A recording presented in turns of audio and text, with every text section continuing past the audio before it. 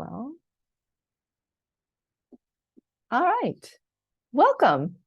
This is my last virtual session with you all. It's not your last virtual session. As we were talking earlier, I was talking with Carol and Khadijah. The virtual sessions will resume when the new English language fellow arrives in Kenya, although we should give her a few weeks to settle in.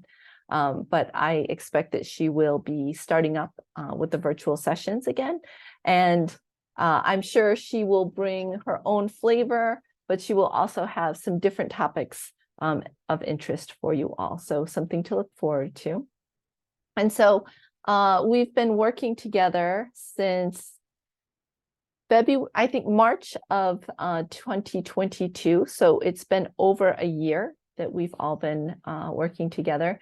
And so I thought for my final session that the topic of the English language professional would be an appropriate topic. Oh, and a reminder, we're recording as always. All right, so in this session, we're going to do a bit of review. I have a little quiz for you, some key concepts to review, some things that I feel like I talk about again and again. Hopefully they stuck with you. We'll have a chance to discuss how these concepts apply in your own context. We will look ahead as English language professionals. What can you do to continue your professional development? Of course, the virtual sessions will continue, but you can also take some proactive steps. And then also we'll do a little bit of resource exploration at the end of the session. I do just want to stress, I have to finish at 6:30 or shortly after. I have a class at 7. So, and I have to eat something in between. So just a warning that I will try to keep the time as I do. All right, we're going to start out with these key concepts that I think are relevant to the English language professional. These are some ideas that I find very important, and I think they'll mostly be familiar to you all. So I have some key terms up here, and I'll just invite you just to take a minute and have a look at these terms, these phrases, thinking about if they are familiar to you. They should be at this point. If you've been attending these sessions, these should all be familiar to you. Is there anyone who's new to this session so far? Or maybe somebody who's watching this later will find something new to them, which is fine. If there's something on here that's unfamiliar, no worries. And these are not the only important concepts. These are some important concepts. And I chose these ones because I find that these are themes that kind of repeat in my own sessions. I was kind of looking back through the PowerPoints that we've done together and thinking about what themes stand out to me. I will also confess, I brainstormed a list of concepts that I think are important, but then I also asked ChatGPT what ChatGPT thought were important themes in our profession, and we found a lot of the same ones. So I wanted to make sure that I wasn't forgetting anything. So ChatGPT can be very helpful. I did not copy them. I had help from ChatGPT. All right, so you've had a look at these terms, and now it is quiz time.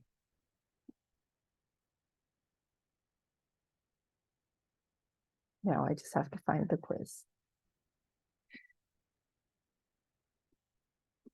Okay, I created a quiz in Zoom. And you will see that there are 5 questions for you to answer. You can go through it at your own pace. I'm going to give about 3 minutes to do the quiz, and I will tell you the answers are anonymous. So if you make a mistake, don't feel bad. And I'll know that there are mistakes. I can see the answers that you put, but I don't know who put them in, so you don't need to feel badly. You can enlarge the quiz to make it take up the full screen. And I'm going to set my timer for 3 minutes. And you can work through this at your own pace. And you'll see they're all multiple choice or true false. So they're not that difficult, I think. And do notice that in number 4, you can choose more than one answer. The other ones are all single choice.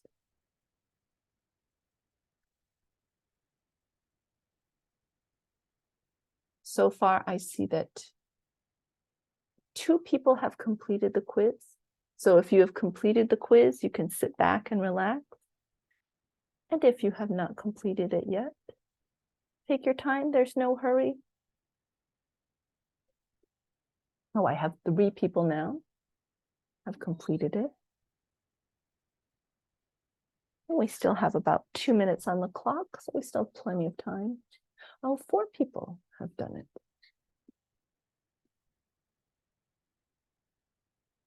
Oh, hey, Maureen.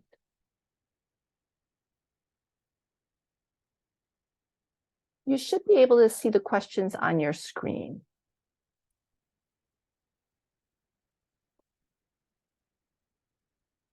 If you're not able to, don't worry. I have set up a review to go over the answers, and you'll be able to see the questions there. And you'll have a moment to answer them mentally. Oh, I have 66% of you, 8 out of 12 of you have so far completed the quiz.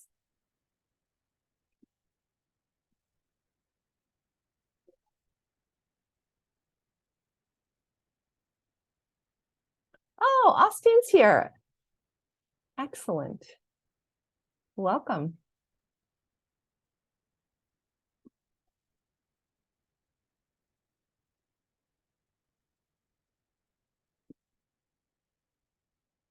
I have 45 seconds left on my clock. It looks like there's about 3 of you have not completed the quiz. If you can't see it, don't worry. It might be that if you joined after it was launched, you might not be able to see it. Okay, I'll start looking at these answers. Interesting answers.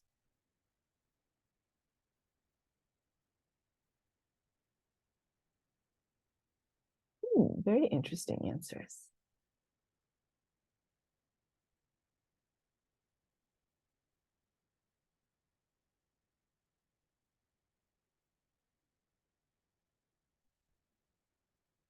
Oh, okay. Maureen, don't worry. You'll be able to see the questions in just a moment. Yeah, I think it's just yours because most people have done them. All right, time is up. I'm going to close this. Thank you. 75% of you participated. And if you didn't, it's probably because you were not able to see it. So this is an anonymous quiz. You can grade yourself.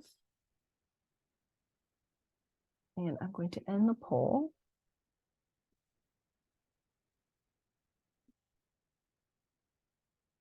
And if you weren't able to see the results, you should be able to see them now. I'll just go through them briefly. And we're going to look at the answers. Okay. So scaffolding is important because it adds, and I thought it was very interesting. Most of you chose interest, but in fact, scaffolding is what adds support to learning.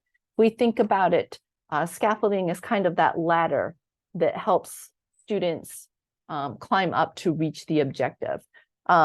Good scaffolding will also add interest to the lesson, but the main purpose of scaffolding is to provide support for their learners,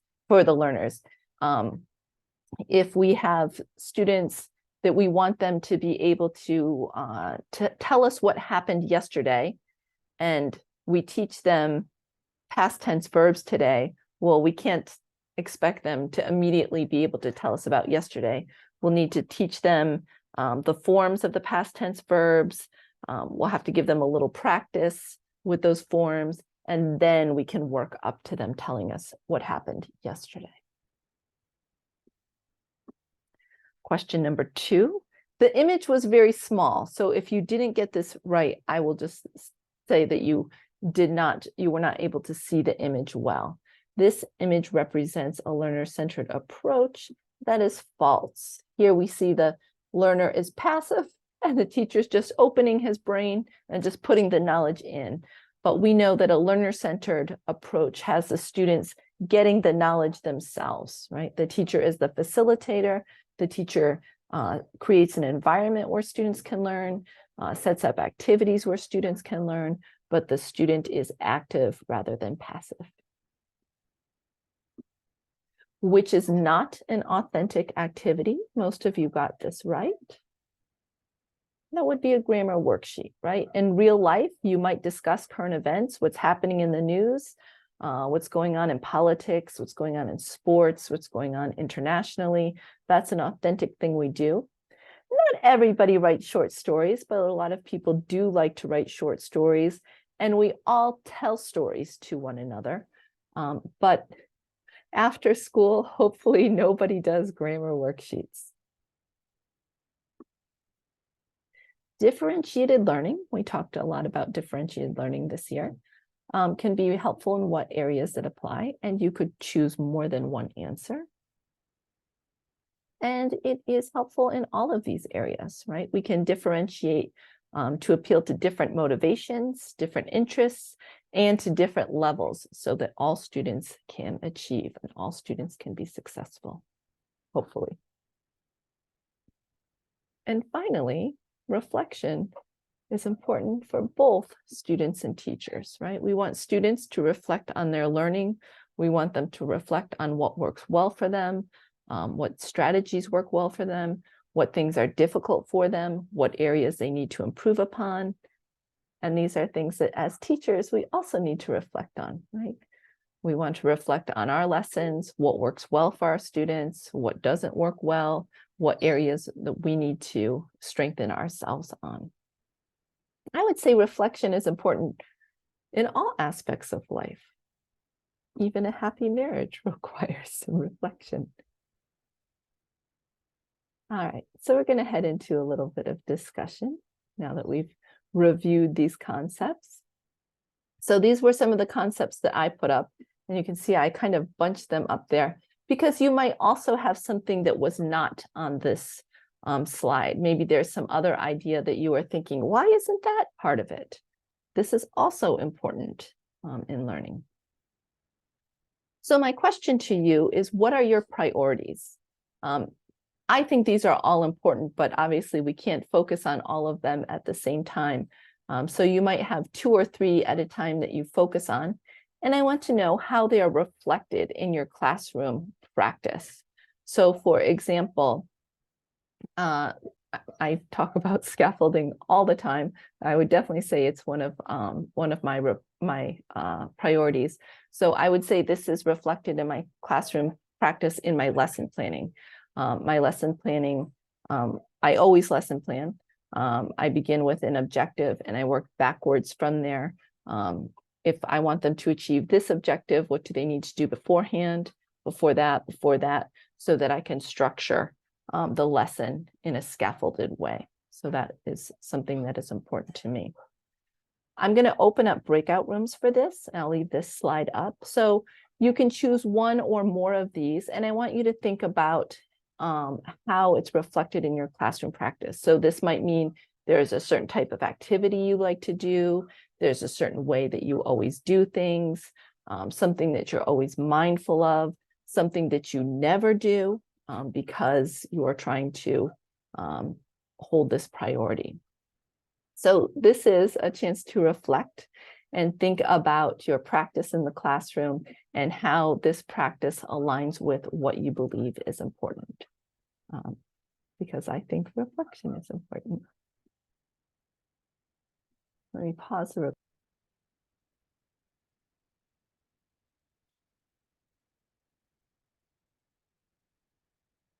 All right, I think everyone has returned.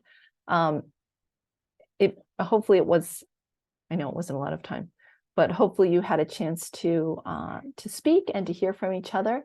Khadija started us off with a nice model before we went into the breakout rooms. Does anyone else care to share either about themselves, or they can share something interesting they learned or heard in their breakout room? It is up to you. You can use the chat to let us know what you think, or of course, you can unmute and speak to us. Go ahead, Oven.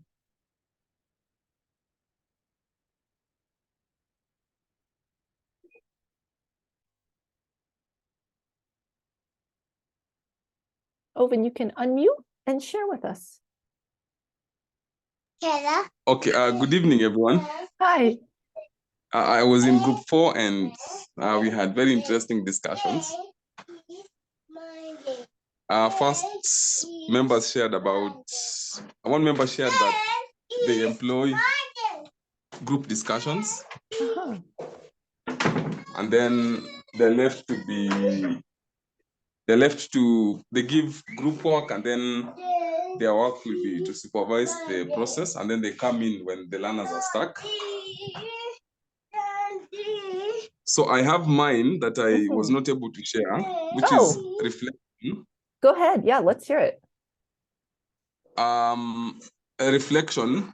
In this case, it is what I do at the end of every term. So I have 3 questions that I post for learners so that we can reflect on what has gone on during the term. So the first question is, I asked them, what did you like about our lessons during this term? And then the second question is, what did you not like about our lessons this term? And then the third question is, what can we do what do you think some of the suggestions that we can do going forward? And through that, I have always gotten very good feedback that has really helped me get to know my learners, what their interests are, and some of the points they give have improved me as a person. Thank you. Thank you. That's awesome.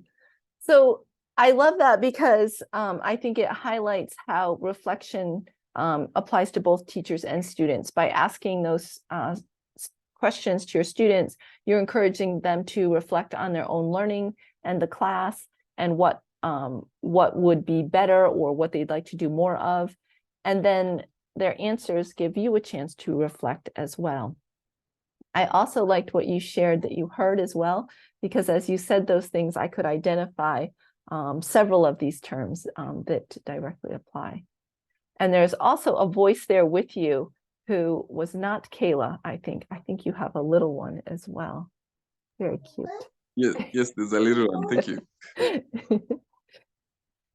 Nancy, go ahead. You joined us a little late, but I knew that you would be able to come up with something. Please share. Thank you, Mina, and thank you for putting me in that particular group.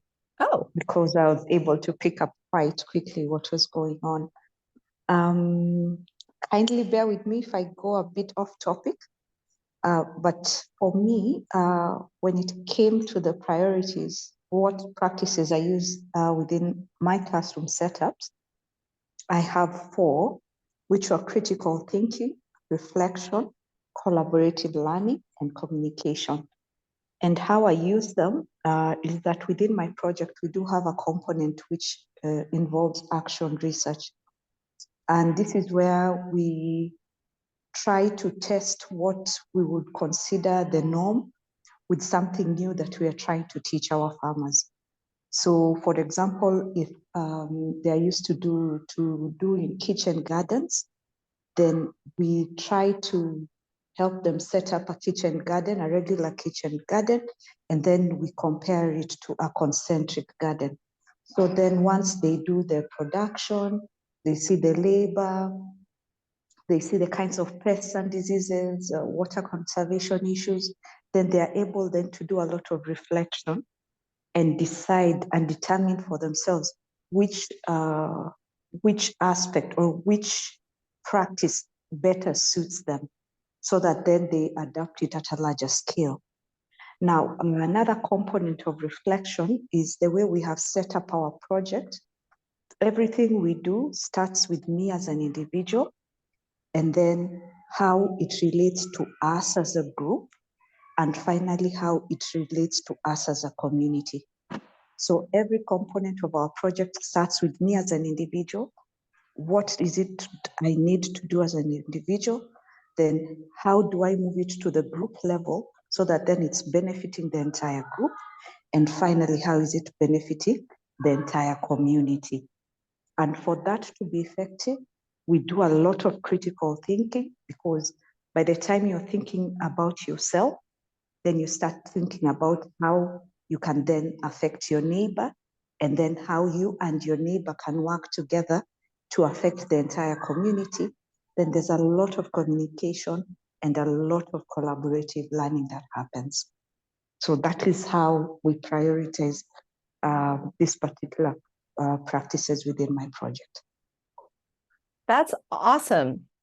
And Nancy, I love how you are always able to take these concepts and apply them to your context, because I think it speaks to how, you know, an outsider might look at this and say, oh, teachers, this is what teachers do. But a lot of these ideas, I think, have a much more holistic and broad application. And I think you highlight that well. Thank you.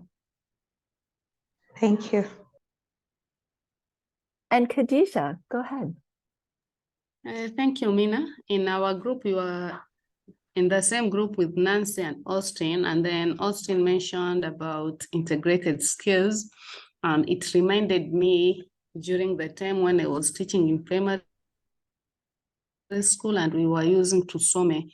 Tusome is a program. It is implemented in Kenya to improve literacy skills. So during the Tusome English lesson, we could have all these 4 skills integrated in one lesson: reading, listening, speaking, and writing. And it was really good because it helped in the fluency, it helped in phonetics, and it made learners to learn how to read very fast. So What I is think it? all along I used integrated skills. Tusome Yeah. program. Yeah. What is, can you give us or give maybe everyone else knows, can you briefly tell me what it involves? It is, let's say it's an English, it has English and Kiswahili. So it is an initiative which is implemented in Kenya for the lower grades. And they have like a structured lesson plan, schemes of work for teachers to use, and they also bring their own books. So in their books, the way they have structured it, we don't teach these 4 skills separately: reading, listening, speaking, and writing. They're integrated into one lesson where you start by the listening part, and then you come to the speaking part, and then you come to the reading part and writing part in just one lesson. Unlike the other way of teaching it, one day you teach listening, and then on another day you teach speaking, another day you teach writing. But with Tusome, they're all integrated into one lesson. So learners have integrated skills during this lesson. Oh, that's great. Yeah. That sounds like a great program. Yeah. Thank you. Thank you for sharing that. Well, I hope that all of the groups had such productive discussions. It sounds like the people we heard from definitely had good discussions. And so I have these topics here for us to discuss, but also I'm going to keep these ideas in the back of your mind. Did anyone have something that wasn't here that they wanted to add? I'm always curious what others' priorities are. I'm going to move forward, but don't hesitate to share with us. All right. So we're going to start looking a little bit ahead and talking about our continuous growth, how we can continue developing professionally. As I mentioned, the virtual sessions will resume once the English language fellow is settled and comfortable. But we know that we are, just as our students are responsible for their own learning, we're there to help them. We as teachers are responsible for our own continuous growth as well. But sometimes we need a little bit of motivation or direction. So this next activity is geared towards that. Does anyone know what this is? Has anyone ever seen anything like this? This is not something, well, actually, I don't know, maybe you do something similar in Kenya, but this is definitely a piece of American sports culture here. And I don't see any, oh, I do see something in the chat. Okay, Khadijah's very blunt and honest. I have never seen this before, and I'm not surprised. I think Kenyans like basketball, but probably most Kenyans, if they follow American basketball, they probably follow the NCAA, the professional basketball. But many people in the United States are also crazy for college basketball. And personally, I don't usually care about basketball at all, except my father was crazy for college basketball. And so if you wanted to watch TV on certain nights, then you had to watch college basketball because that was what was on the TV. So every year at a certain time of year, we have what's called March Madness, and the top 64 colleges and universities in the US, their top basketball teams are entered in this tournament. And the tournament is done as a bracket. And so people like to follow along this bracket. So you see that we have, it's 64 total, but we see that these two teams will play, and then the winner will play the winner of this one. And in the end, you will boil it down to two teams who will face off in the championship. So a little bit of American culture. This is a basketball bracket. Now, why am I talking about this? We are going to do a passion bracket. This idea is not my own idea. A mentor and former colleague who is also a virtual English language fellow or specialist, I can't remember. She is the one who alerted me to this idea. She's a very creative teacher. And so this is her activity called the passion bracket. So for the passion bracket, you will need a piece of paper. And I suggest holding your paper or having your paper horizontal. It's the best way, I think, for this bracket. So you'll need a piece of paper and you will need a pen or a pencil because it will be too hard to keep in your mind. Don't worry, our bracket will not be as complicated as this one. We will do it much simpler. So on your piece of paper, you're going to divide your paper into two sides. So I took my piece of paper and folded it in half because you're going to have the final in the middle. So on one side of your paper, you're going to list 4 of your teaching passions. So you can choose from the topics that we just talked about, or you can choose others. You can also choose something more specific than a passion. You can choose an activity, a strategy, a methodology, a certain material that you like, an app that you're excited about. I know Padlet has been used very often lately. A lot of people are wild for it. There's others as well. So I want you to think of 4 that you're very excited about. And on the other side, we'll put something else. So I'm going to give 2 minutes for you to fill out your paper. You're going to put 4 things. And actually, let me give you an example. So mine looks like this. I used to not be so crazy about poetry, but actually after seeing what the students were able to do at Fluent U, I have become more excited about poetry. I am pretty new to Padlet, but I see that it has a lot of promise and application. I'm learning more and more about project-based learning. It's something I've done before, but I feel like I'm getting a more refined sense of it. And something that has always been important to me is authenticity. So using authentic language, doing authentic skills, authentic materials, those are something that's always been important to me. So you can see I have listed my 4 passions on the left-hand side of my paper. I will give you 2 minutes. I'm going to set my timer to put 4 things that are important to you, that you're passionate about, and you're going to put them on the left-hand side of your paper. And don't worry, this is just for fun. You might consider doing this again later with a little more thought and maybe more than 4 ideas. I'll be quiet and let you make your paper.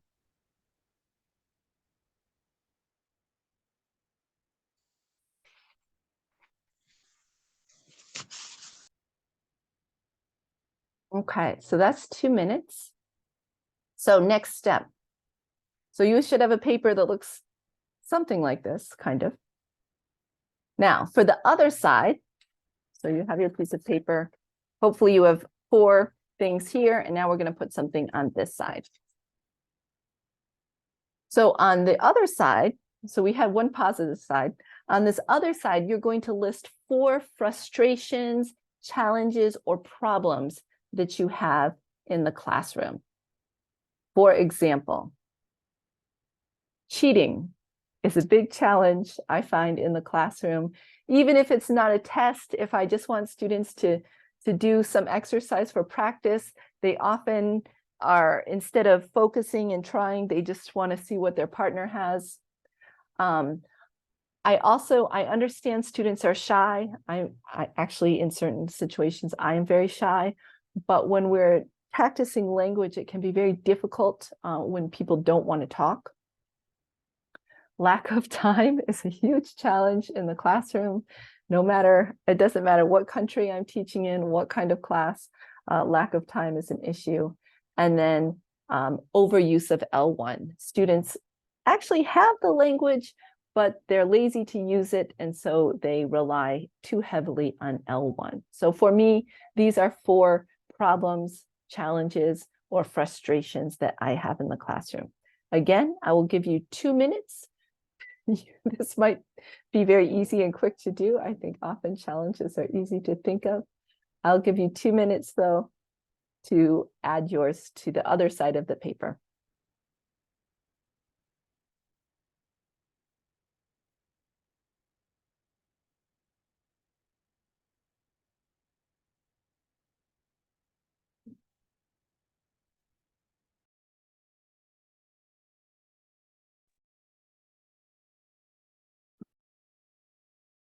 Okay, that's time. Hopefully that's enough time for you. So now you have 4 good things that you're passionate about on one side of the paper and 4 things that are frustrating or problematic for you on the other side of the paper. So now they will face off. So we see that poetry is facing off against Padlet. Project-based learning is facing off against authenticity. Cheating versus quiet non-talkers, lack of time versus overuse of L1. So if I look at poetry and Padlet, they're both exciting to me, but Padlet is a little more exciting to me. If I look at project-based learning and authenticity, authenticity is a little bit more important to me. On the other side, cheating versus non-talkers, which one is a bigger problem? For me, it's cheating. And then lack of time versus overuse of L1. For me, it's overuse of L1. So now I'm down to 4 teams. Padlet and authenticity versus cheating and overuse of L1. So we see this is the semifinals. Padlet is very interesting to me, but authenticity wins for me. And between cheating and overuse of L1, definitely cheating. Cheating is very frustrating to me. It robs students of a chance to learn. So my final matchup here is authenticity versus cheating. So based on this, I'm going to create a driving question. If you've studied PBL, project-based learning, you may have heard this term of a driving question. A driving question is a question that motivates you to learn more, to find out more, to try to answer this question. So my driving question, based on my passion and my challenge, is how can I use authentic materials, authentic tasks, authentic motivation to limit cheating in the classroom? And so from here, I will use this question, I will research, I will look for resources, and I will try to find ways to answer this question. So I have a route to solve it and a problem to solve. So what I'm going to do now is we're going to go back into breakout rooms. And in the breakout room, you're going to, you don't need to share your whole bracket, but you will share your final face-off. What is the ultimate passion and the ultimate frustration. And if you haven't already created your question, you can work with your group and they can help you to form your driving question. And all right, I think we can have 7 minutes for this. Trying to keep an eye on the time. You're fine. That's not what I meant to do.